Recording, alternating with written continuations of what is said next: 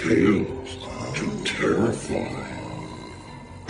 Welcome to Tales to Terrify, part of the District of Wonders network, featuring Starship Sofa, Crime City Central, and Protecting Project Pulp. Everyone has a story in the District of Wonders. Come and find yours. Good evening, children of the night. Come in quickly. Close the door. Close it. Know that you are welcome. Grab a drink, your usual choices, warm or chilled, as is your wont. Snacks, well, they are all laid out, but watch what you scoop.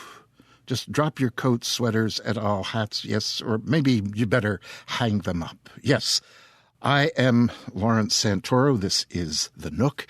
That shadow on the couch is Mahler. Don't sit on him, the ink-black cat of the Nook. And it is time for another evening of conversation and tales to terrify. And tonight, we have two truly creepy tales on tap. I'm already a shiver just thinking about it. Well, you'll hear. Okay, I was going to read a poem to you tonight, but I have decided not to. I am going to go directly into the stories. Alex Collier, next week we will hear your poem, The Tamor. There it is. Okay, now, let me lead you right up to the door of our first tale and show you in.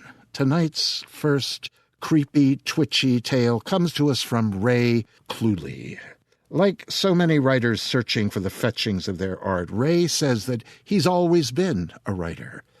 Ever since he could form sentences, he's put them together to make stories, he says. He was 6 when he read his first story, The Blue River, on a local radio station. His first professional publication, though, was in Black Static in 2008. His published stories have appeared in various places, most recently in Black Static and Interzone from TTA Press, Shadows and Tall Trees from Undertow Books, and the recent Darker Minds anthology from Dark Minds Press. His story, At Night When the Demons Come, was selected by Ellen Datlow for her Best Horror of the Year anthology, and his tale, Beachcombing, was translated into French for Ténèbres in 2011 and produced as a podcast for the Dune Steef audio fiction magazine. Ray also writes nonfiction, but says he generally prefers to make stuff up. You can find out more about him at probablymonsters.wordpress.com. Okay. Settle in. Here is Ray Cluley's Traveler's Stay.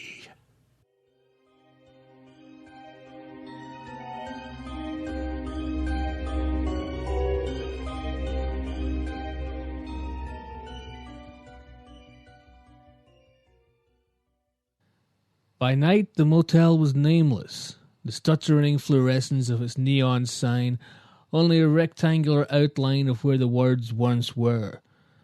The light made the shadows of the building darker and gave moths the false hope of somewhere to go, collecting the dust from their broken wings so that a once vibrant white was now mottled and sulphurous. By day, the place fared no more favourably. The title of its sign was visible, Traveller's Stay. But so was the fact that it needed a fresh coat of paint 20 years ago. Flakes peeled like scabrous sores. In sunlight, the building behind the sign was more than a dark shape, but not much more. The drab monotony of its sun-bleached walls broken only by the repetition of plain numbered doors. When Matt arrived, the hotel was neither of these places, but something in between. Dusk was a veil that disguised before and after, and the motel looked as good as it ever could. Anyone who came to the Traveller's Stay came at dusk. "We're here," Matt said. He made a slow turn and bumped gently up, down an entrance ramp. A sheet of newspaper skittered across his path as an open V, became caught in a wheel, and was turned under it twice before tearing free.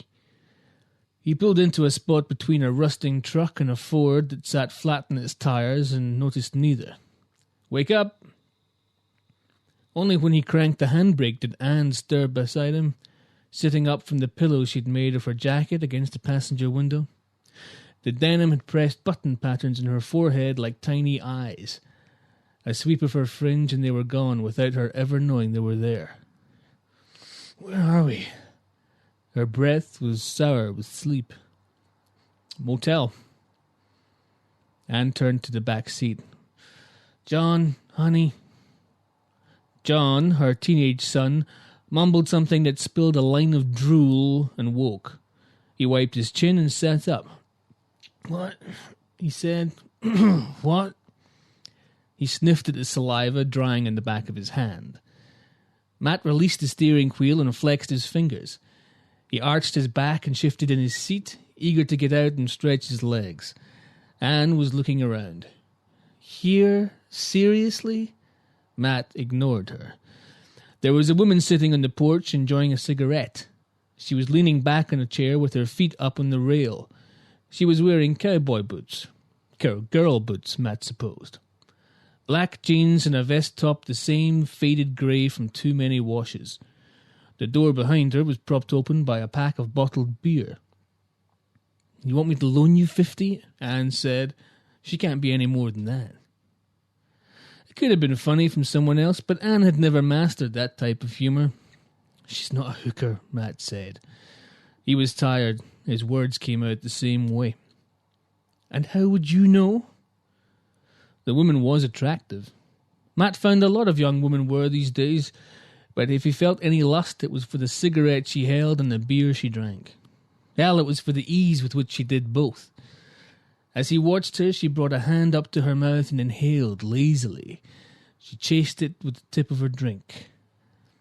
"I don't know," Matt said. He got out of the car before he had to say anything else. The woman looked his way and raised her beer in silent greeting. "Hi," he called back. "Mr. Friendly." The thump of a car door behind him. Anne. "Would like a room?" he said to the woman. "You sure?" Matt looked at Anne and wondered how much of their conversation the woman might have heard. "We're sure," Anne said. "You got any?" Matt sensed some sort of bristling, but only from his wife. The woman in the chair merely shrugged. 20 or so, judging by the numbers on the doors. "We just want one," Matt said. "Help yourself," she said. She said it differently to most people. Got the inflections all wrong. "Do we pay by the hour here or what?" John asked, slamming the door at the same time because he wasn't brave enough with his insult. Matt heard him, though, and he'd told him before about slamming the door. Not for the first time he wished Anne's ex had gotten the custody he'd apparently wanted. Anne made a show of looking around the parking lot and beyond. It was a show Matt had seen before, and it meant she was looking at how he might look at the woman. "Just one night," he said. "Hope so," the woman said, getting up and going inside. That's how you do it, Matt thought, looking at John. Chicken shit. Anne was looking at Matt, eyebrows raised, waiting for him to react somehow to the woman's attitude. He made a show of looking around the parking lot and beyond. The sky had darkened to something like the colour of the woman's clothes. An occasional breeze tossed litter in small circles and swept grains of sandy dirt across the ground. From far away came the noise of a passing car, a long hush of sound as if the coming night had sighed. "We're not staying here," Anne said. "I'm tired," he replied. It meant, "Yes, we are, and I don't want to fight." "I'll drive," said John. "Not my car." The woman returned with a large disc of white plastic declaring 8 in big, bold black. It looked like a giant eye with twin pupils, the key dangling like a metal tear. "Thanks," Matt said, stepping up to take it. Clean sheets, towels, TV. She pointed across the lot. Vending machines are over there. Thanks, Matt said again. He gave the key to Anne and grabbed the bags from the trunk. John kicked at a crushed can and sent it clattering. The woman sat back in her chair and retrieved her bottle. She brought it to her mouth slowly, swapped it for the cigarette. Quit staring. Anne took one of her bags from him, more for the impact of snatching it than for any desire to help. She gave the room key back to him, so whatever it opened would be his fault. "Good night," the woman said as they walked away, and in a dry tone, addressed to the floor, "Don't let the bedbugs bite." "It's going to be a shithole," John said. Matt smacked him across the back of his head with his free hand. Thought, fuck it. "Hey!" John and Anne said together, John rubbing at where he'd been struck. Language, was all Matt said, but mostly he'd struck out because he was fed up with the boy. There was no need to state the obvious. Of course it would be a shithole. "You can't hit me," John said. "You're not my dad." "Thank God." "Matt!" Anne started. "Sorry, I'm just tired, okay? Sorry." He wasn't tired, though, not really. Tired of driving and tired of taking John's crap, but not tired like he wanted sleep. In fact, what he wanted was a beer and a smoke and a few minutes on his own to enjoy both. Anne gestured at the door. A brass 8 that was probably plastic, a peephole beneath it like a dropping. Matt fumbled with the key. The overlarge fob made it a handful. It was the old-fashioned type of key, one you turned in a lock. It turned easily enough. He could have opened the door with a toothpick. He pushed the door open. There were whispers in there, whispers in the darkness. He reached around the frame for the light switch. The first thing he saw when the light came on was the usual motel scenery. A large bed, nearly white sheets tied across it with a tatty blanket on top, and a bedside table with one drawer. The drawer would have contained a Bible in the old days, but now it probably held dried balls of gum and cigarette burns. A TV angled down from the wall so it could be seen from the twin room as well, though the door to that was closed. Somewhere there'd be a tiny bathroom that didn't have a bath. The second thing he saw was movement, as a number of cockroaches scurried for cover. Their shiny bodies glistened in the light they tried to run from. One sped for the shadows under the bed, while another moved as if lost. One made straight for the open door. John brought his foot down hard but missed. The insect dropped down between two boards of the porch. "Beautiful room, dear," said Anne. But she went in, slinging her bag onto the bed. Fearless city girl that once was. John went in ahead of Matt, knocking him as he passed. He said sorry as if it was an accident, and Matt had to fight the urge to kick the back of his feet into a tangle that would send him sprawling to all fours. John put the TV on and sat in the bed, looking up at a commercial. Anne opened and closed the drawer. "Picture's shit," John told him. He glanced at Matt and added, "shot," as an alternative. Matt dumped the bags and went to find the bathroom. He expected to find it between the two rooms. He found it between the two rooms. There was nothing there to scare away with the light, just a sink and a toilet and a mirror. The mirror was spotted with neglect that would never wipe away. It distorted Matt's reflection, darkened his face with blotches. Someone had smeared a fingernail of snot on it. Nice. He unzipped, lifted the toilet lid and pissed, tearing a sheet of tissue to wipe the mirror with. It wasn't until he was shaking dry that he saw the cockroach turning in the bowl. Its body span in the current Matt had just made, and its legs kicked in the air. It would never get out. "I know exactly how you feel." He flushed it away, wondering how it had gotten in there in the first place. "Matt," Anne called, "can you fix the TV?" He glanced again at the mirror on his way out, wondering what had happened to the man he saw there. Back when Matt smoked and drank, when he was single, when he was playing and the band was doing pretty good and could maybe one day do better, He got into a fight with a guy because the man was yelling at a woman. He did it because it was often a sure way to get laid, and the woman looked good for that. Red hair, straight and long, good breasts, striking eyes. She wore a top that pushed her tits up, and her eyes she showed off with subtle makeup. "The picture won't stay like it's supposed to," she said as he emerged from the bathroom. She tossed the remote onto the bed and continued pulling things from her bag. Instead of makeup, these days her eyes were lined with tiny wrinkles. She rarely looked at Matt now as she had back then. The way she looked at him now was like he was exactly the way she supposed.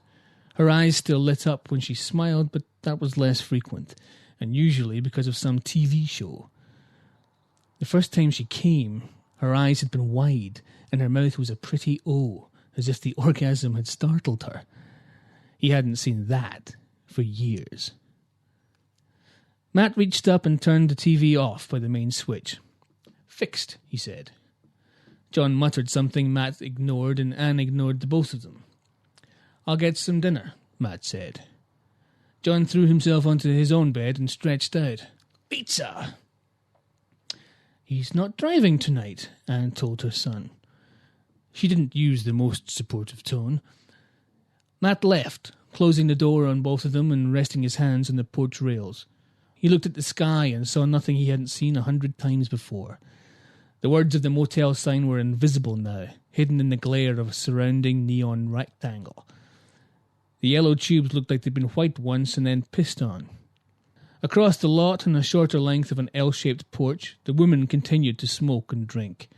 Occasionally she'd look at the end of what she smoked, but mostly she looked at the ground. Matt took a deep breath. He hadn't had a cigarette in 6 years. Anne had urged him to quit, and so he hoped for some second-hand smoke. What he smelt instead, carried to him in the dusty air, was the welcome tang of marijuana. He filled his lungs with it, slight as it was. He watched as the woman released another mouthful of smoke, wishing he was near enough to breathe it in. He went to the vending machines instead. A couple of cockroaches, alarmed by his approach, hurried out from beneath the machine and raced past his foot, slipping under the door of room 12. Others congregated around a nearby garbage sack, bumping into each other and adjusting their course. The vending machine offered the usual candy and chips, as well as some microwave snacks, though he hadn't seen a microwave in the room. He rummaged in his pocket for money and found only a couple of folded bills. The readout told him no change. He'd see if the woman could help him. She heard him coming and puffed a final time in her joint. She was stubbing it out and chasing the last toke with beer when he offered the money and said he needed change. "Of course," she said. "Change." But she made no move to give him any. He leant closer with the cash and she took it with a sigh. She stood up and stretched, pushing out her chest in a way that was all the more alluring for being unintentional, her hands at the small of her back until it clicked. He wondered how long she'd been sitting out here. Before he could ask or make any kind of conversation, she was stepping into the office behind her. "For the machine?" she asked, calling it slowly, lazily, same way she drank her beer. "Yeah." She returned with a handful. "It's kind of picky with what it likes," she said, examining all the coins. "Great, thanks." She puffed her hair out of her face, brushed it aside when that didn't work. "Anything else?" Yes, actually. Do you have a microwave back there? Only I saw... "Yeah, we got one," she said, sitting again. "Just bring whatever you get and I'll nuke it." The gulp she took of her beer was an obvious goodbye. Matt went back to the machine. He fed it coins until it served him his choices and took them back to the woman. "Can I help you?" she asked. It wasn't like she'd forgotten seeing him already, and it was disconcertingly earnest. "Sure," he said. You can nuke these?" He tried a smile. "That's it?"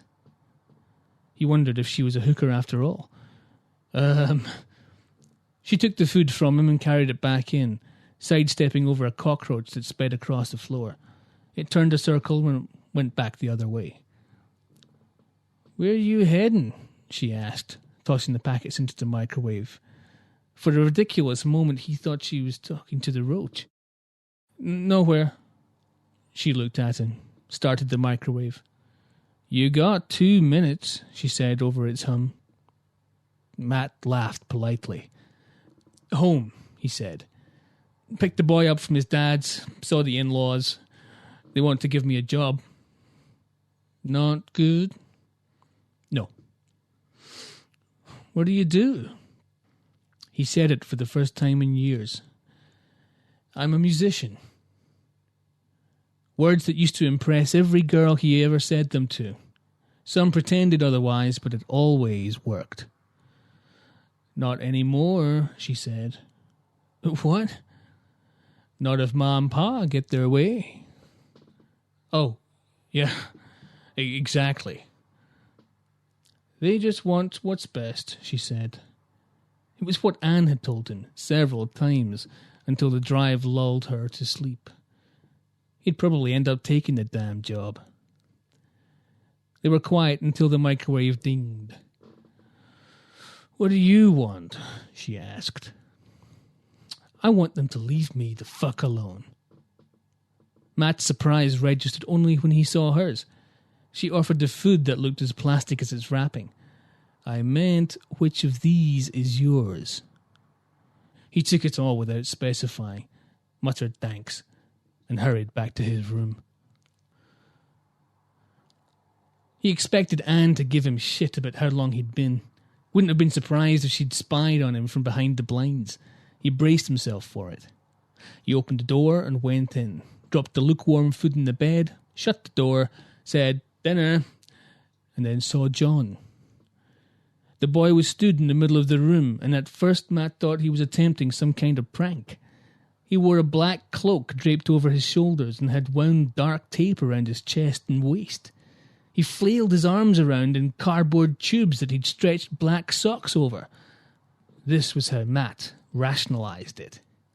John's curved back was a shiny black that glistened in the room's light. Matt could see Anne's reflection in it, saw how she cowered in the corner of the room. "Anne, what's going on?" Anne shook her head and made wordless noise. She was rocking from side to side, looking at the thing in the middle of the room. "John?" He had wires sticking up from some sort of black hat. He was screeching, rubbing his extended arms up and down his legs as he crouched and then knelt. He leant forward on his elbows and brought his feet up behind, where they seemed to disappear into the cape that draped him. The head wires flickered back and forth like fishing rods casting line, or like antennae. Yeah, antennae. That was it. The boy's knees opened and sprouted bristled limbs. His calves separated, spitting split shins into new feet. And still he was screeching.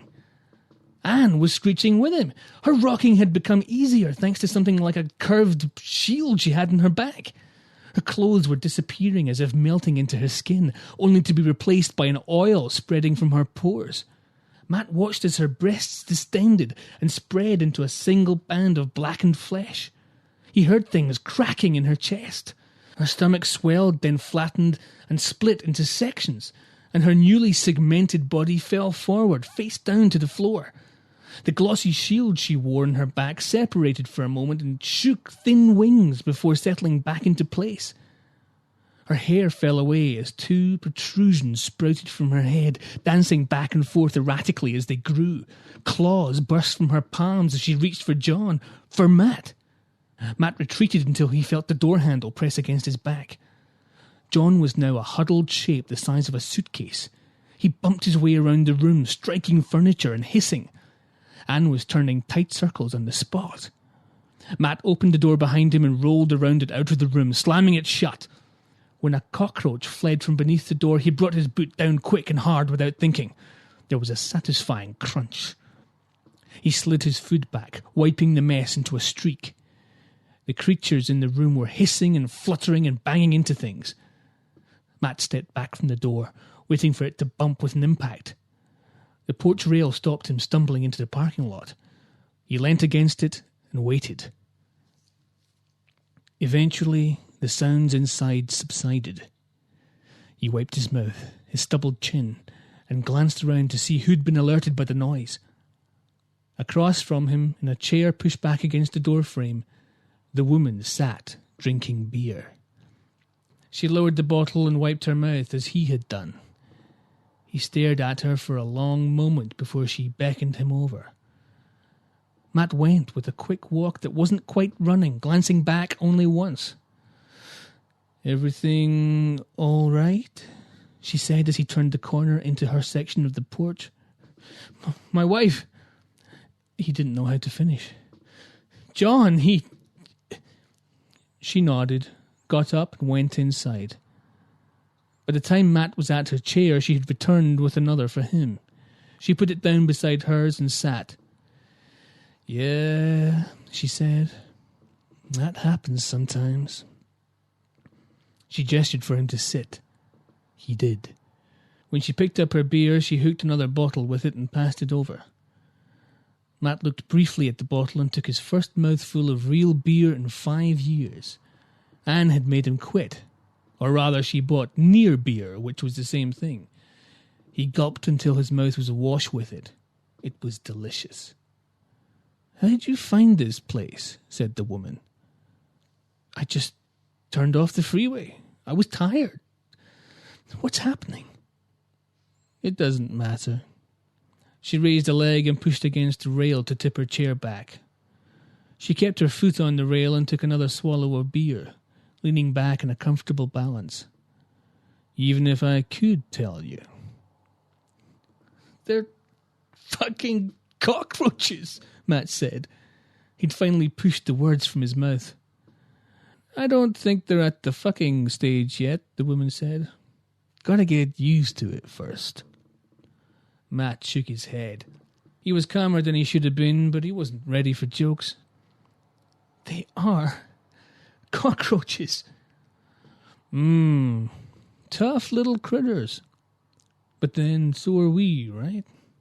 She drained the last of her beer and set the bottle down with a row of other empties. From her angled position on the chair, she couldn't quite set it down properly, and it fell, spinning.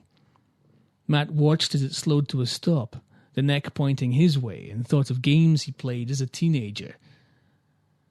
"So the kid's not yours," she said. "No. God, no. He's a cockroach." She sniggered the abrupt laugh of someone drunk. She had been looking out into the dark, but faced him to say, "Sorry." He shrugged. "I was going to say asshole." Like his father. She asked the questions without seeming to care for answers, like they were rehearsed, or lines she knew well from a familiar movie. Matt answered her anyway with another shrug, adding, "She didn't even tell me she had a kid until we'd been together a year. Can you believe that?" The woman handed him another beer, and he slapped the top off against the railing. He brought it up to his mouth so quick for the foam he hit his teeth. The woman winced for him as he gulped it down. She looked back into the darkness. "You want to be a rock star, huh?" she said. She smiled when she said it, looking his way so he could see it before it went. "The bright lights of fame and fortune." "Sounds stupid now," he admitted. They watched the moths beating themselves against the motel sign. Closer, Matt could see the words within the neon. He noticed the lack of apostrophe. "Travelers stay," and wondered if it was true for everyone. "What are you doing here?" he asked her. "Nice girl like me in a place like this?" She spat an arching stream of beer into the parking lot. "Hiding. Deciding what I want to be. I'm allowed to do that, He held up his hand in surrender, though her tone hadn't been entirely aggressive. The woman set her chair down and rummaged in the front pocket of her jeans for a crumpled packet of cigarettes. Matt hoped she'd offer him one, and she did. When he looked inside, he saw a row of ready-made joints. "You're a musician, right?" she said, seeing his hesitation as reluctance. He took one and gave the pack back. It's been a long time. She returned the pack to her jeans without taking another. If it's your first for a while, we'll share. She pointed to where the lighter lay next to scattered cigarette butts. A couple were joints smoked down to the fingertip length. Roaches, they were called, Matt remembered. This was a roach motel. He snorted a laugh. You got to smoke it first, the woman said. He glanced over at room 8 and wiped his lips dry. He sparked a flame from the lighter. The paper pinched between his fingers crackled and glowed as he sucked the flame down. He shook the lighter out, a habit he'd had long ago, and exhaled smoke in 1, 2, 3 little puffs. Good man, the woman said. Used to be. He felt lightheaded. It had been a long time. He passed the joint over. Thanks. My name's Matt. Amber. The cockroach ran a straight line across the edge of the porch, then turned and made for them on the chairs. Amber towed it aside gently, and it hurried back the way it had come. Matt seems to dream the sex, and when he wakes, he pulls her over onto him so he can watch this girl with long, unred hair fuck him again. And she does, and this time slowly. But then he's kneeling at the bedside, pulling her jeans down, and her panties, and he realizes maybe he's still drunk, or still dreaming, or remembering something. He kneels at the bedside, and she opens her legs to him, and he stares at her sex. But this time, before he can stand, plunge, enter her, before he can feel that welcoming wet warmth of a new woman, a torrent of cockroaches spills from inside, a swarm that flows from between her legs to flood the room, dropping from the bed to the floor in inky waves, scurrying over his thighs and groin, entangling themselves in the hair there. When he tries to scream, something scampers up across his neck and chin and into his mouth, bristled legs tickling his lips and tongue, wings fluttering against his teeth, and when the squat weight of it slips down his throat, he wakes up, gagging. She was at the window, looking out through the blinds. The light coming in was early morning and neon. It made her look hazy. You can go now, she said. She had dressed back into her jeans and vest, her arms folded over her chest and a cigarette between her fingers. He had seen that chest, kissed it, squeezed each breast. Even remembering Anne, what she had become, he felt little regret. He wanted to do it all again. He hardened under the covers thinking about it. I want to stay here for a while. Outside, the motel sign flickered and blinked out. Amber brought the cigarette to her lips and blew smoke into the weak sunlight coming in between the blinds. It curled and spread there, grey and slow. Maybe this is my fault, she said to it. He tried to sit up to say something. No, she said. You should go. Be a rock star or something. He brought his arm out from under the covers to reach for her, but knocked a lamp down and it smashed. He felt clumsy, like his arm was too long. She merely glanced sidelong at him and smoked some more. Too late, she said quietly, and pulled the cord at the window. The blinds gathered up in a rush, and bright sunlight streamed into the room, blinding him. He cried out and crossed his arms over his eyes, thinking this was the worst hangover he'd ever had, until he felt how horribly bristly his flailing arms were, how slender. Maybe it wasn't a hangover. Maybe he was still drunk or still dreaming or remembering or something. But oh, that fucking light hurt! He rolled from the bed, marvelling at how easy it was. There was a strange new curve to his back, and oh God, he'd seen something like it before, hadn't he? He slid into the darkness beneath the bed, the shade like cool water on his thickening skin. She was saying something about how he'd had a chance, but it was hard to hear the words over the high noise he was making.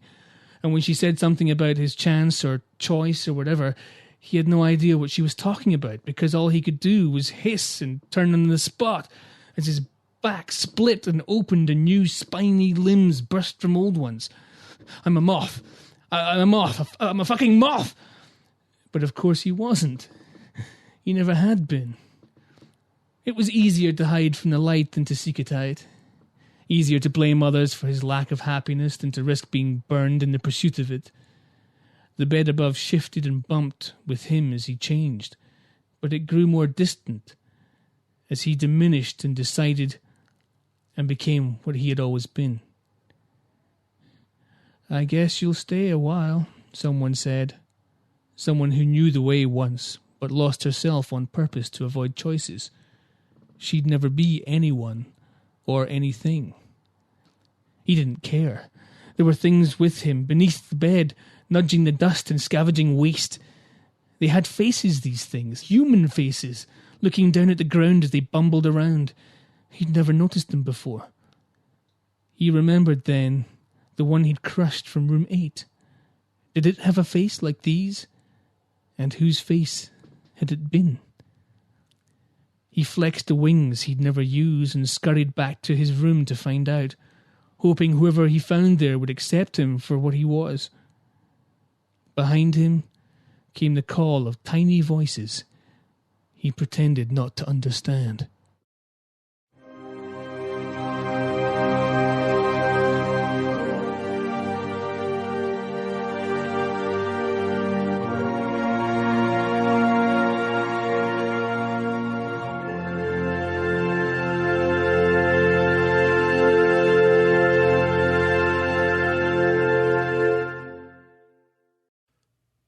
A bold writer indeed is he, who writes a tale of human to bug transformation, or should I say, metamorphosis. A good writer indeed is one whose metamorphosed critters scurry forth to become memorable in their own right. Thanks for that, Ray. Ray says he doesn't only write horror, that he favors it over other genres. That, he says, comes from writing what he likes to read, and also because he finds horror to be one of the most interesting, most versatile, most powerful genres in which to create, because there's so much that can be done in horror, with metaphor, or when you watch a character deal with the nastier parts of life. As he says, we're all drawn to the bad stuff. Yes. Didn't we all spend last Friday night glued to our televisions, watching that real-life, live-action police procedural unspool itself in Boston? Well, thanks again, Ray. We've got another one of his tales in the hopper, and we'll bring it forth soon. Traveller's Stay was read for us tonight by Kenny Park. Kenny trained in acting at Glasgow's Royal Scottish Academy of Music and Drama, now the Royal Conservatoire of Scotland, before he moved into video editing. Most of his editing work has been for television, he says, but he's also done the odd music video, feature, drama, and documentary. You can contact him at kenny@kennypark.com, or you can follow his blog on Feedburner. And thank you, Kenny.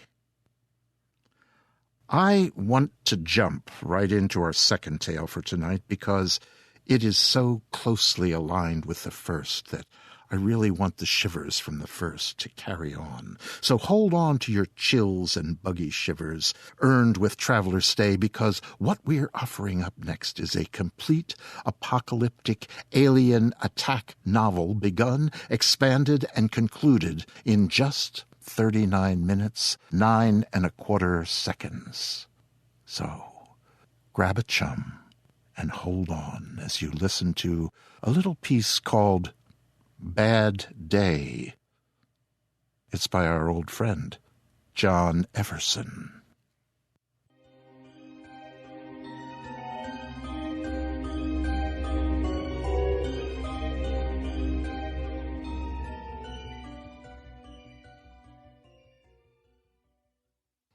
I can remember the very first time I heard the news report on them. A commentator made a joke of it. Paul Hughes, he said. Had a bad day today. That was something of an understatement, to say the least. Paul Hughes had just been fired from pushing paper, literally, the day after his wife filed for divorce. He made the news because, in the aftermath of this personal implosion, he was walking, no doubt, somewhat disconsolately, in the forest near Brave River. As he moped along a walking trail, some kind of insect attacked him. The commentator speculated that the buzzing sound of the creature at the back of Hughes's earlobe led him to jump, slap the back of his head, and consequently lose his balance, to fall to the concrete walking path below. He ended up in the hospital after a cardiac arrest left him thrashing on the riverbank, with said insect crushed in a chitinous orange paste to the back of his head. It wasn't really funny, but I laughed. The poor guy lost his wife, lost his job, and now might lose his life because a hornet or something, quote, took advantage of him at the wrong moment. That was the last time I laughed. In the beginning, everyone thought they were some strange exotic breed of roaches.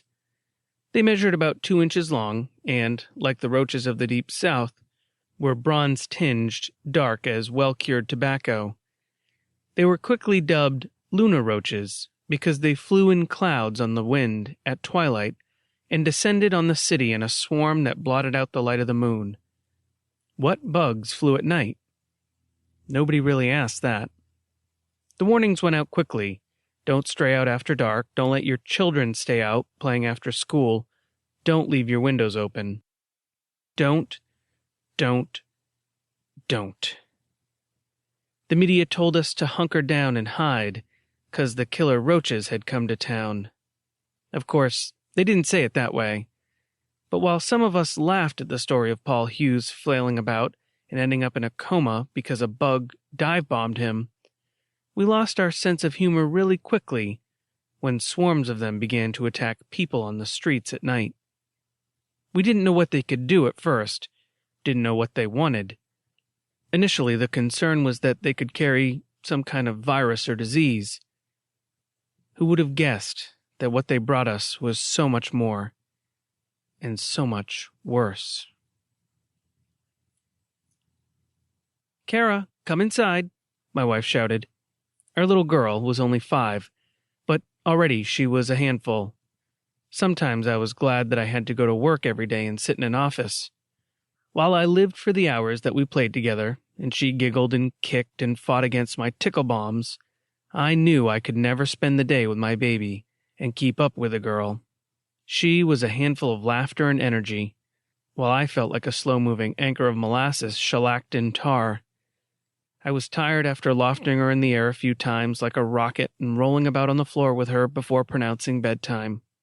I played with her an hour or 2 a day, while Jenna had her for the other 12. The city was under alert now. For the past few nights, swarms of lunar roaches had descended on the streets in a bizarre attack of buzz and wings and biting venom. Those who fell prey to the things were taken to the hospital, but couldn't be revived. Neither did they die. The doctors quickly learned not to try to pry the roaches from the flesh of the bodies they brought in. While the victims were comatose when they came into the hospital with the bugs on their necks or skulls, when the insects were removed, the low level of neural activity dropped to virtually none. If you remove the bugs, you turn the patient into a human vegetable. But if you left them attached to the host, the victim lay in the hospital in a coma. The difference seemed negligible, but as we soon learned, the difference was great. Jenna slammed the sliding door like a shotgun behind Kara, and my little girl ran right into my arms. "How's my baby?" I asked, lofting Kara in the air like a juggler's bag. She giggled and screeched, kinked bronze hair flying in the air like her mother's had once, when I had the energy to lift and twirl Jenna around like so much paper.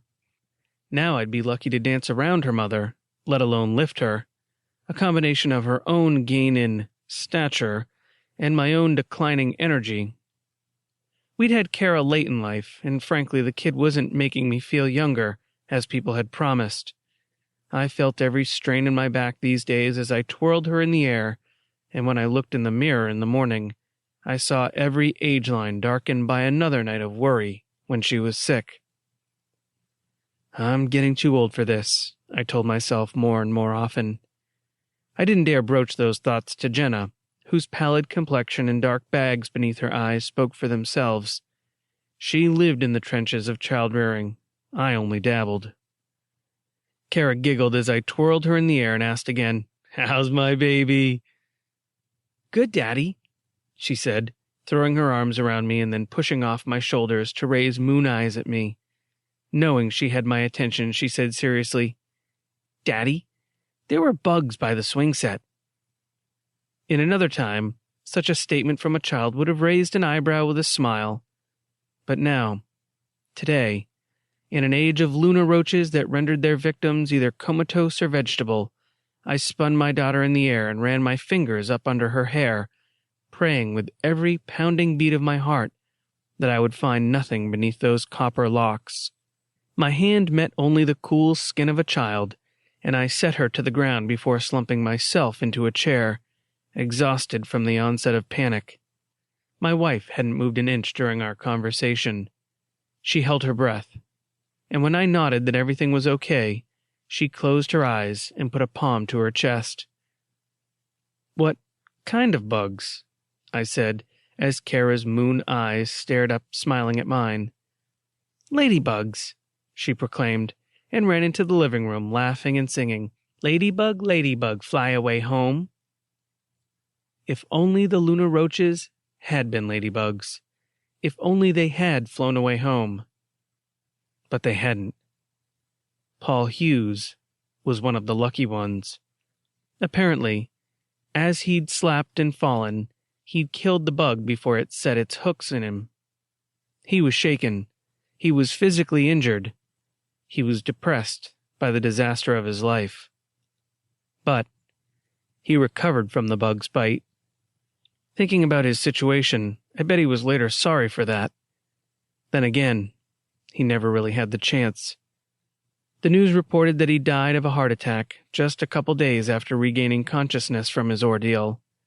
His bad luck streak could have been legendary.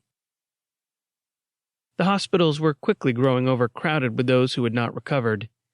Instead, bed after bed filled with bodies that were neither dead nor, in any rational sense, alive. Oh, they laid there breathing. Their hearts beat out a predictable circadian rhythm. But behind their eyes, nothing stirred. Within a week of the first lunar roach swarm sighting, the hospitals were out of beds, and emergency wards began forming in the gymnasiums of high schools and colleges. Nobody liked roaches, but few people were so afraid of the things that they wouldn't go out after dark. They should have been. The Luna moths were legion. The true meaning of that struck me on a Tuesday night as I walked the 5 blocks from our house to the library. Kara had forgotten to return The Book of 5 Cows that day after school, and was distraught that if I didn't get it back to the library, she'd have a fine. Welcoming the opportunity to stroll through the neighborhood on a warm summer night, I took the heavily illustrated volume and started down the sidewalk. I was passing the park just a couple blocks down from my house when I saw them. A silver-white cloud rose like a mist from thousands of blades of darkened grass, and a sibilant hiss filled the air. In a moment, the sky was a mass of pinwheeling, shimmering dust motes. They ascended like a flock of startled pigeons. And then, after gaining their bearings in the sky, momentarily blocking the light of the moon from which they took their name, they turned their shivering antennae on me. I saw the shift. One moment the swarm drifted aloft, startled and unsettled. The next, they had a direction. And that direction was my head. As they began to shimmer towards me, a million lunar roaches on the trail of a new victim, I looked around for a safe place. I'd seen plenty of the creatures over the past few days, but never so many in one place. They turned the sky a slithering arm of silver, and its fingers were reaching for my head. When I saw the shadowed house not too far away on the corner lot near the park, I nodded to myself and ran. Where else could I find shelter? My ears cringed at the chittering sound that grew louder behind me as I shot up the flagstone walkway to the weathered old colonial like a bloodhound, determined to nab my quarry before the things behind me nabbed my back. And my quarry, in this instance, was safety. When I got to the doorway of the house, I found its entryway unlocked. I didn't hesitate in throwing open the screen door and diving in as a flurry of shimmering wings beat the air in a hungry hiss behind me. Many of them crashed into the screen as it slammed shut, unable to turn, and I breathed a sigh of relief on the floor as the soft crashes echoed in the air behind me. "Wow," I whispered, tossing the thin, hardcover book on the floor in front of me. That was close. I laid on the floor for a couple minutes, breathing heavily and occasionally glancing back at the cloud of angry moss still slamming against the door behind me. Finally, I pulled up my legs and pulled myself into a crouch to see where I'd ended up. That's when I saw her. The owner of the house, or at least that's what I assumed she was, sat as still as a statue on the couch, facing the foyer where I'd landed. "Did you see that?" I asked. "The darn things came at me like a swarm of killer bees." She didn't say anything. "I'm sorry I let myself into your house like that, but I didn't know where else to go," I apologized. Behind me, the soft flutterings and keening insectoid cries and smacks against the screen of the door were abating. In front of me, the woman stood, still saying nothing. She stepped forward. "Just let me wait here a second until I'm sure they're gone," I said, picking the library book up. "Then I'll get out of your house." She stepped forward again. Her eyes didn't blink. Ma'am?" I said. Fear began to grip at my bowels. What had I walked into? She put another foot forward, and now I began to panic. She moved with the halted stiltedness of a robot, still discovering its joints. And she hadn't blinked since the moment I'd looked up and noticed her staring blindly ahead from her seat on the couch. How long had she sat there, waiting for me to fall into her house? What would she do when she reached me? She was only feet away. I jumped towards the door, and she changed direction to follow. There were still a few Luna roaches circling in the halo of light like moths outside the screen, but I didn't hesitate. I launched my way into the twilight and ran back up the street towards my home. Kara's library book could be late. I'd be happy to pay the fine. That was the night the hospitals emptied, and the churches, and the school gymnasiums. All of the places where the volunteers from the Red Cross and a wide range of other medical saviors had stacked the comatose victims on cots and blankets in hopes that someday they would awaken again. That was the night that they did.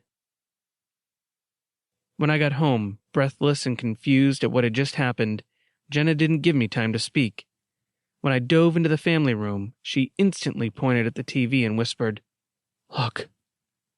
The news anchors were raving. Around 7 p.m. tonight, the victims of the Luna roaches began to walk, but it's as if they're walking in their sleep. They don't speak and they won't stop no matter what gets in front of them. We've had reports from every part of the city. It's happening everywhere all at once. The scene is like something out of a movie. An hour ago, there were thousands of victims all in mass coma, and now... The co-anchor lost it. "Now the dead walk," she exclaimed. "What do you think it means?" Jenna said. She put an arm protectively around our daughter. "I think that this is a really bad day." I was only partly right. It was actually a bad night. And a strange one. By morning, after frantic eyewitness news reports flooded the television stations and people barricaded themselves in their homes in panic, it had gotten even stranger. You wouldn't think that thousands of people could get up one night, walk out into the streets all at once, and then disappear while the eyes of millions were upon them. But that's what happened that night. The coma victims got up from wherever they lay, walked out into the street, and as the rest of us ran inside and panicked at their single-minded, staggering gaits and blank black gazes, they kept on walking. By the next morning, nobody could quite answer exactly where they had gone. On my way to work that next day, I drove by the house I'd hidden in the night before, near the park. The front door was wide open. I bet to myself that nobody was at home, but I didn't stop to find out. The chatter went on for days. The networks played an endless cycle of footage of blank-eyed men and women and creepily vacant children staggering out of hospitals and churches and walking down the center of the street, feet padding along, strangely straight, as they strode the dotted yellow lines out of town. There was one image that haunted me especially. They played it again and again, and every time, inexplicably, I began to well up. There was nothing inherently wrong with the picture. It was just a little girl, maybe 8 or 9 years old. She wore a red t-shirt that had a giant thumbprint stenciled on it, and she walked down the street on the way out of town. Her hair was long and ratty brown and tousled in so many knots the father and me knew they'd be hours to comb out and many yelps of hurt. I don't know exactly what it was about her. Maybe the way her big brown eyes drooped and looked hopelessly tired. Maybe it was the way she walked, listless and slow, but with a horrible, unrelenting purpose ahead. Or maybe it was the way she dragged her ragged brown teddy on the asphalt as she walked. The stuffed animal had probably been her favorite toy days before, something she'd tried to feed and cuddle and hug. And now, its head bumped on the ground, silently thumping, thumping, thumping, with each small step she took. Her hand didn't let go of its leg, but neither did she care that she was dragging the toy to death. Tears filled my eyes at the image, and I looked away. At that moment, a thrumming sound filled the house, as if it had begun to hail. Something was pounding on the shingles and the windows all around the house. "Daddy," Kara said, running into the room, "there's a bug on my bed." I scooped her up in my arms and took her back to the room, the noise still echoing overhead and all around. Somewhere, I heard glass shatter. "There," she pointed, and on the middle of the pink Hello Kitty bedspread sat an abomination. At least 2 inches long, the Luna Roach sat still, smack in the center of my baby's bed. Its wings shimmered with yellow light like a gold haze, and it crept forward as I entered the room, heading for the shelter of her pillow. I set Kara on the floor, pulled a tissue from my pants pocket, and brought my hand down on the bug. With a scoop, I enclosed it in the tissue and squeezed.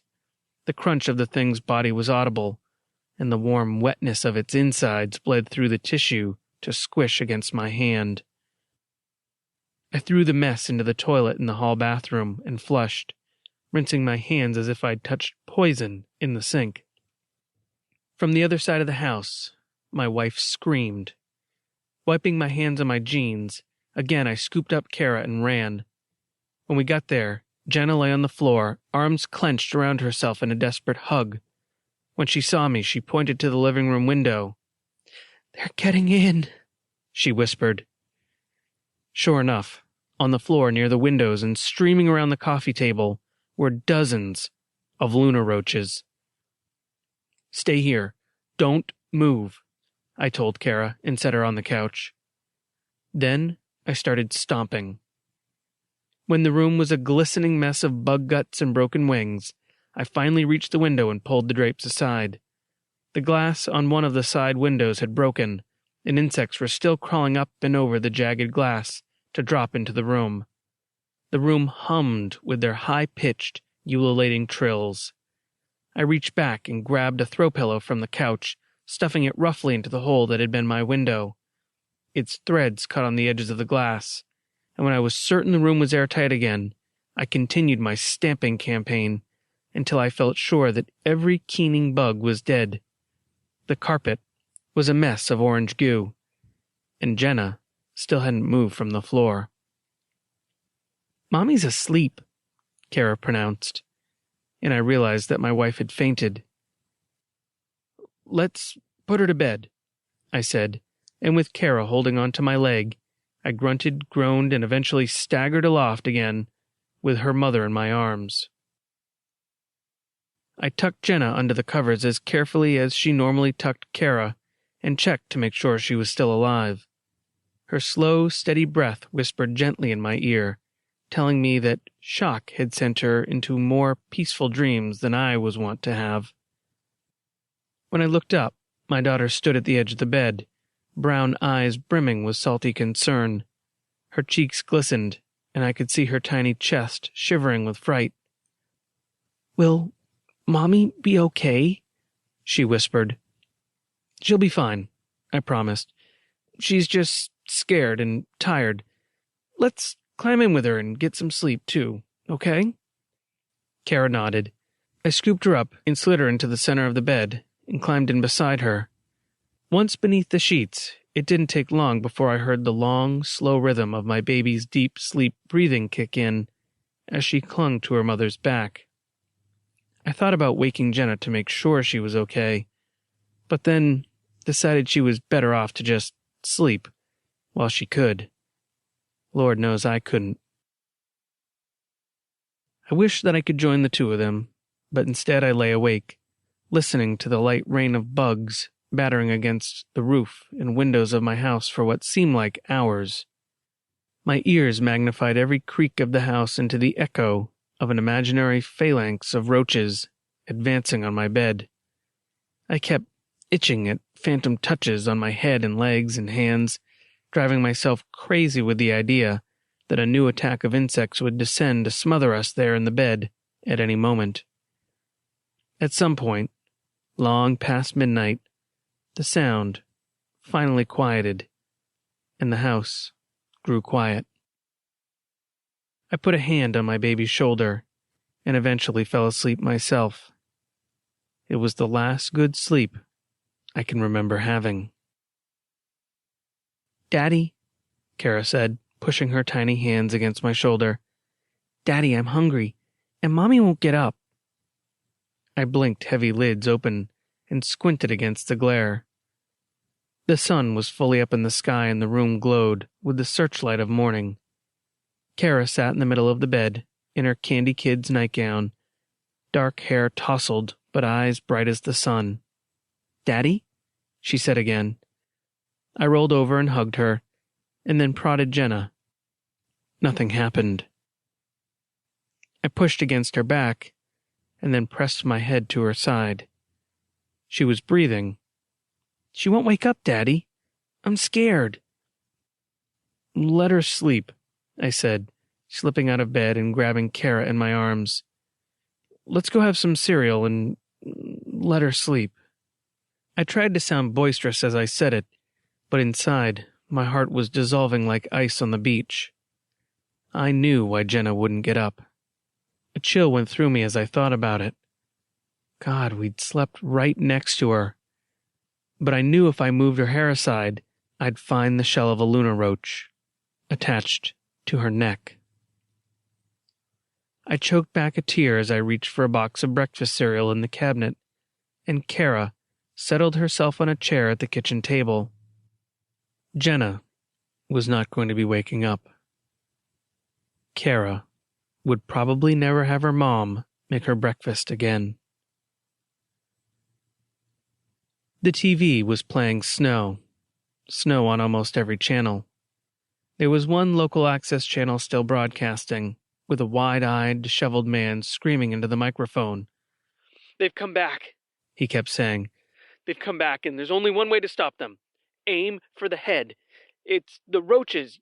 You've got to smash the roaches."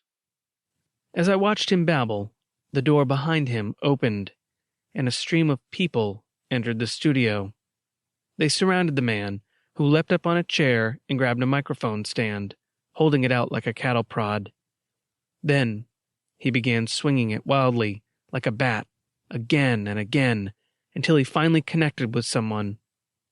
The stand hit a woman, right in the back of the head, right where the lunar roaches love to fasten. The woman went down, but then, so did the man. There were hands all over him suddenly, and a buzzing sound slowly filled the room. I heard him scream, just before a hand covered the lens of the camera. And then that station turned to snow, too. There were still cable stations playing old sitcoms, but none of the local networks were broadcasting. The same with radio. At last I understood what they meant now by corporate canned radio. Only the FM channel, programmed by someone 1,000 miles away on the left coast, still played the latest singles from U2 and Green Day. And I knew it was because they had programmed the schedule days before. Nobody was working the boards right now. For the first time since I'd seen the news story about Paul Hughes, I truly panicked. I felt the ice in my belly and struggled not to fall to my knees and tremble like a baby, in front of my baby, who was holding my hand and counting on me to be strong, to make things all right. Except that I couldn't. Not even close. In the other room, Kara's mom was turning into some kind of a zombie in her sleep. And outside, the world was awash with buzzing, swarming death. There was no way out. "Daddy, can I have more milk?" Blinking back tears, I opened the refrigerator and pulled out a carton. I wouldn't look at the missing person picture on its side. Soon, we might all be missing. "We're just gonna take a little ride," I said as I buckled Kara into the seatbelt. "But what about Mommy?" she quailed. "Mommy needs her sleep. We'll bring her back some dinner later." It killed me to lie, but I had to get her out of here. I had to get Kara out of the city. As we pulled out of the garage, I saw the door from the house open, and Jenna stepped out onto the concrete behind us. Thank God Kara was buckled in and couldn't look in the rearview mirror. Her mother looked ghastly. Her eyes were vacant. I hit the gas and squealed out onto the street. I don't know where I thought we were going to go. Somehow it seemed like this was a local problem. If we could just get out of the city and into the country, everything would be normal again. We never left the neighborhood. I pulled out onto Highland and turned onto Norfolk to get out of the subdivision. But a block before I reached the main road, the way was blocked. They moved slow, but they were moving, and they were moving inward. A barricade of bodies 10 and 20 deep. They strode toward us, honing in. When one turned, all the others followed, as if driven by a single mind. And when I looked in the rear view, I saw they were behind us as well. Surrounded. I stopped the car to think. The bodies didn't stop. They came forward slowly, inexorably. Their eyes were dark and unblinking. I could see the tan shadow of lunar roaches trembling on the necks of some of them as they stepped forward, one shambling shoe at a time. "Daddy," Kara said, "they're getting closer." Her hand gripped my shirt sleeve and my heart crawled into my throat. I had to do something. But what? I had no idea. I could try to plow the car through the phalanx of still seemingly human bodies, but I had no faith that I would get that far. If we left the car, we were doomed for sure. The mob stretched as far as I could see in every direction. Were we the only regular humans left in the neighborhood? "Daddy," Kara repeated, "they want to come in." The first one had finally reached the car. He was an older man, I'd guess 65 or 70. His hair was white as salt on his head, and his lips thin as parchment. He leaned his pale, too slack face into Kara's window and leered, teeth exposed and rotten. The pounding began then, and from all around us a hum began to wail. First the old man began to smack his head against her window, and then from the back window an answering echo, as one of the other Luna Roach automatons began to slap slack fists against the glass. An answering thud joined from my side of the car. One old woman threw her body onto the hood of the car and tried to claw her way up to the windshield. When a gnarled finger grasped at the windshield wiper, I turned the control to full and watched the steel and rubber arm bat her tentative grasp away again and again. But nothing was going to keep them away for long. Kara held on to my arm tighter and tighter as the car began to shake. "Daddy, what are we going to do?" The metal of the passenger door suddenly creaked and squealed. The golf pin of a door lock snapped, and the plastic vanished to the floor. "I don't know what to do," I finally admitted, as the door wrenched open and 6 arms reached through to breach towards my baby girl. "Daddy!" she screamed. I pulled her closer, but the hands gripped the fabric of her shirt and pants, and then, next to my ear, the glass exploded. Another hand reached through the broken glass to bat at my head. "Kara, hold on!" I begged, grasping for her. But she was gone. From outside the car, I heard her screams. I dove after her to follow, but before I had my feet on the ground, a dozen fists pounded into my neck and back and shoved me to the asphalt. Through a field of swaying bodies and limbs, I saw Kara raised above the mob, and then Jenna appeared, arms held out to take her. "Mommy!" Kara cried, arms outstretched. My wife scooped my baby up, and Kara hugged her tight. Jenna stared at me over our little girl's shoulder, and a look of victory flickered in her eyes. For the first time in my life, I was sickened by seeing my wife smile. But then, strangely, that smile grew confused, uncertain. It turned to a frown. Her eyes squinted like they did when she got migraines. I could see the muscles on the backs of her arms begin to tense and shiver as she gripped Kara tighter. Then, she opened her mouth, not to kiss our baby, but to scream. I heard it clearly over the cacophony of the mob. That's when the Luna Roach slid out from the wet cavity between her eyeball and her eyelid. Kara saw the bug and recoiled from her mother, but Jenna only held our baby tighter as the roach walked to the edge of Jenna's nose and poised there to stretch its wings. Then, my wife's whole face convulsed and began to change. Her skin crawled and swelled. Her whole body began to visibly tremble. Jenna's face exploded at that moment as the hive of Luna Roaches nesting and gestating in her brain finally clawed their way free of her flesh and bone and took to the air. A cloud of blood sprayed the sky as her eyes and flesh caved in like undermined sand to the angry mandibles of 1,000 trapping and buzzing bugs. As the first spurts of blood misted, a black and tan cloud of buzzing wings instantly hid the sudden ruin of her features as Luna moths lit from her exposed flesh to swarm around the bloody mess of her eyes and the sticky, shredded cartilage of her nose, which hung by a thread down her face.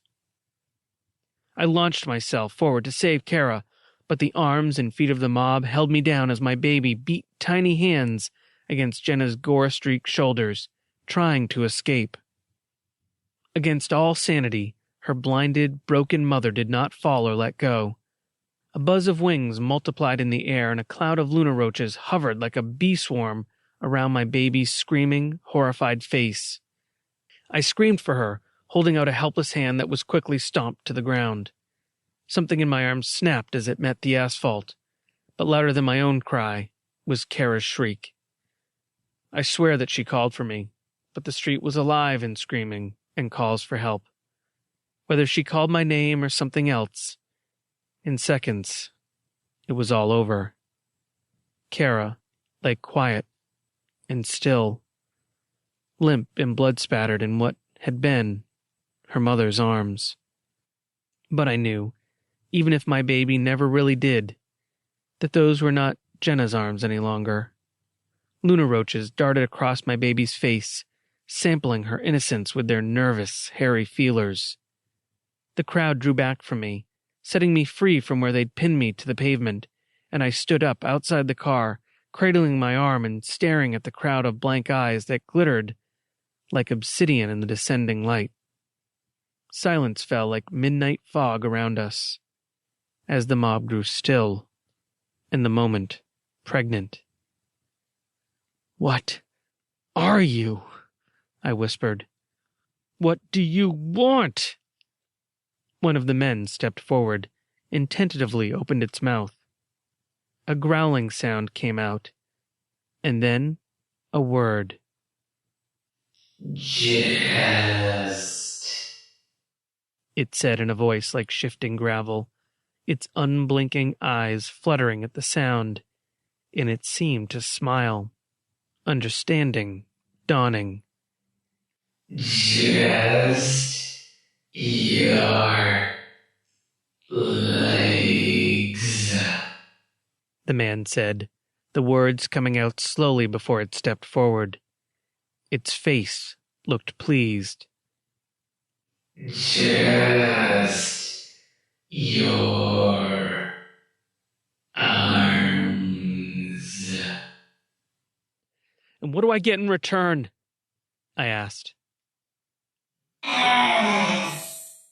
Someone else growled. From above, I heard the fluttering drone of thousands of translucent wings.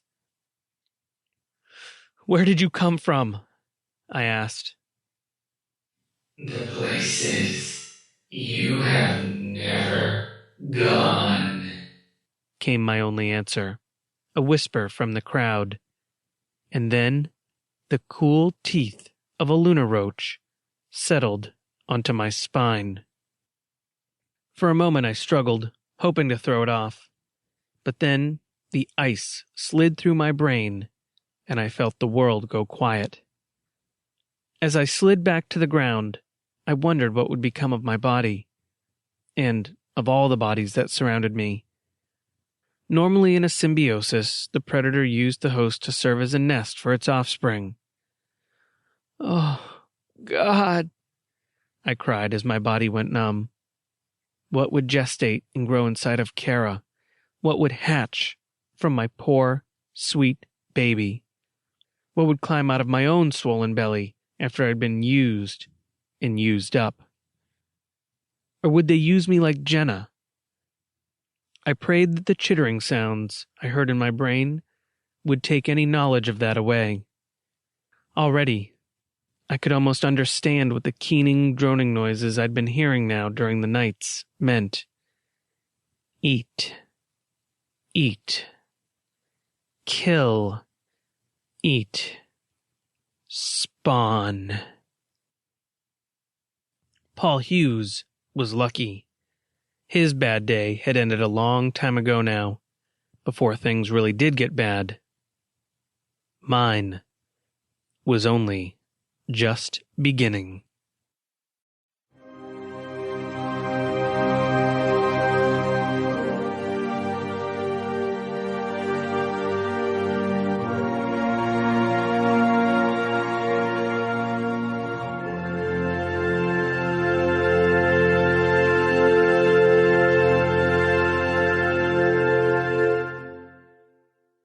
You see what I mean?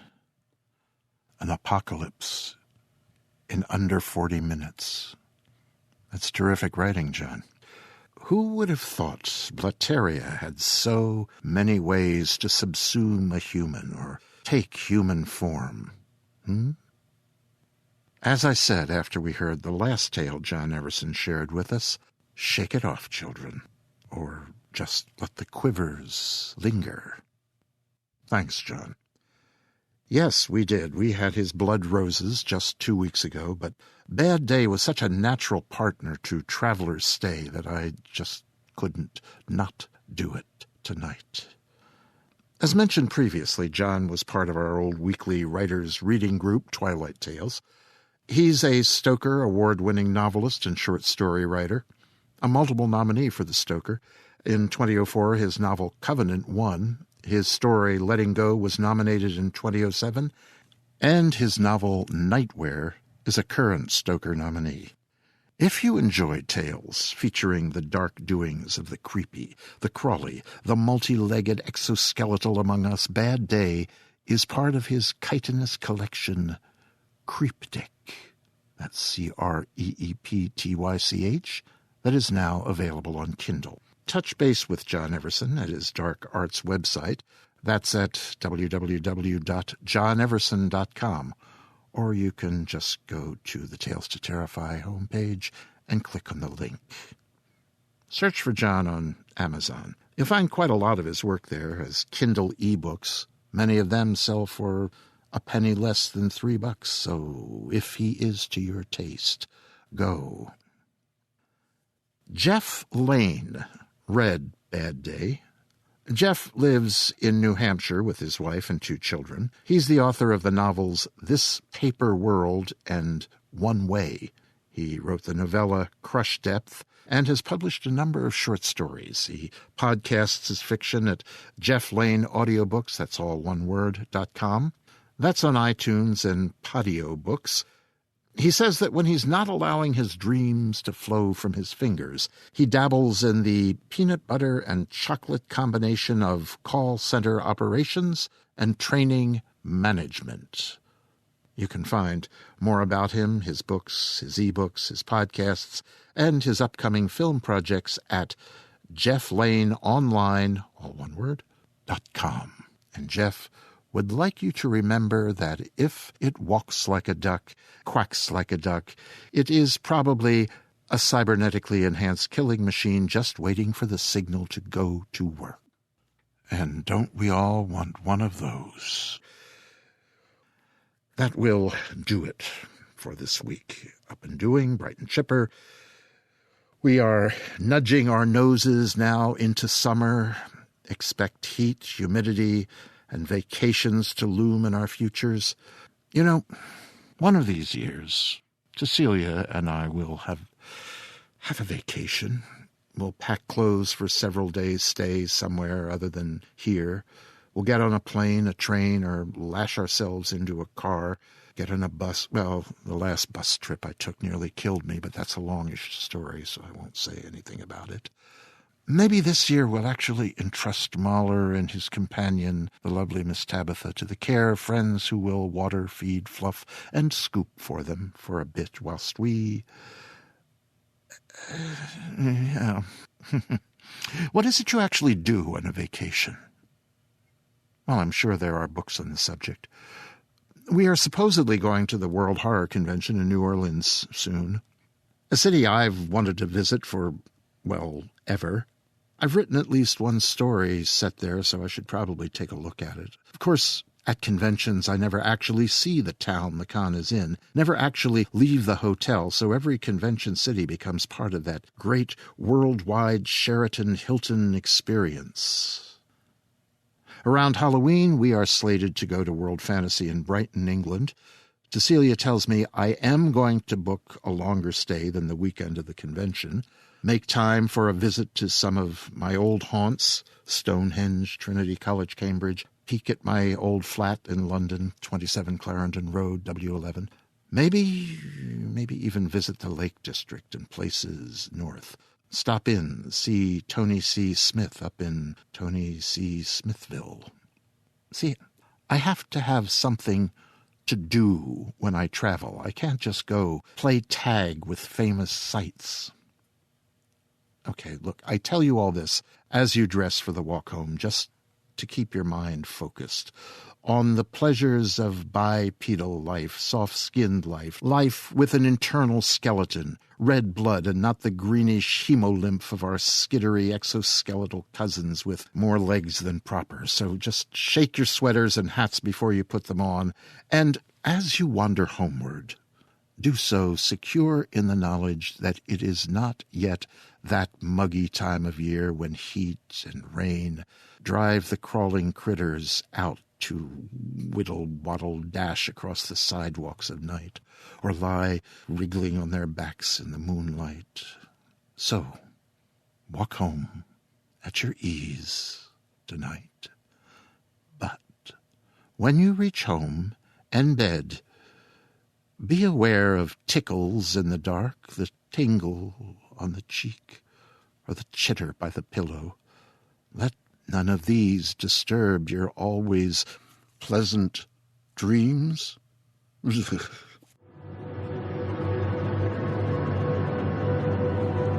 This presentation has been brought to you by the District of Wonders Network, dedicated to podcasting the finest genre fiction. You can learn more about the District of Wonders and their many literary productions at their website, www.districtofwonders.com. Thank you for listening.